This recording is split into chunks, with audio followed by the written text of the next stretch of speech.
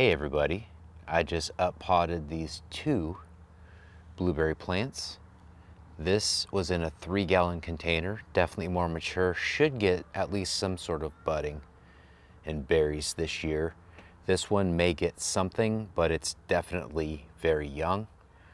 The cost difference was significant. I think this one was like 17 bucks and this one was 50.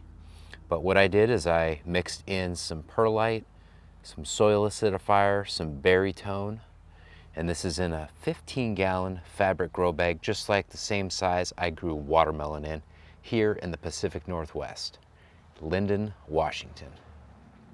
Here's a look at the top, and of course we will be doing updates throughout the growing process. In the next few scenes, that's what you'll see. You'll see the growth on both of these.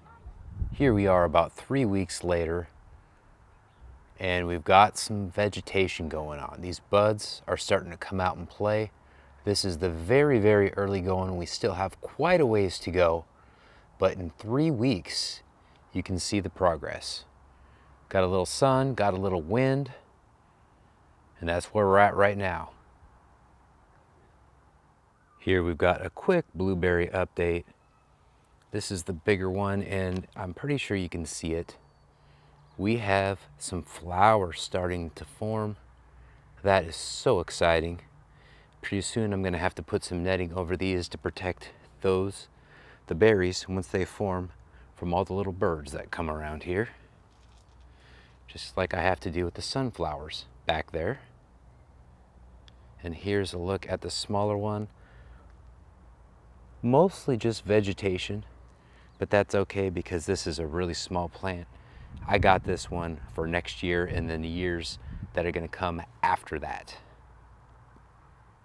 Again, both of these are the Bluecrop variety, and they, in my opinion, are the best tasting that I've had around here. And we are in blueberry, pretty much berry country altogether, but blueberry country more so these days than anything else. This is a blueberry update. And we've got some that look like they've been pollinated, and we should have berries here pretty darn soon. That is pretty darn exciting. You see those falling down there. Let me see if I can find one. Looks like right there, we've got the very beginning of a couple pollinated blueberries. Here pretty darn soon, I'm gonna have to cover this up with pest netting, because I do not want to have these little finches take out my blueberries. And this is an update on the other blueberry.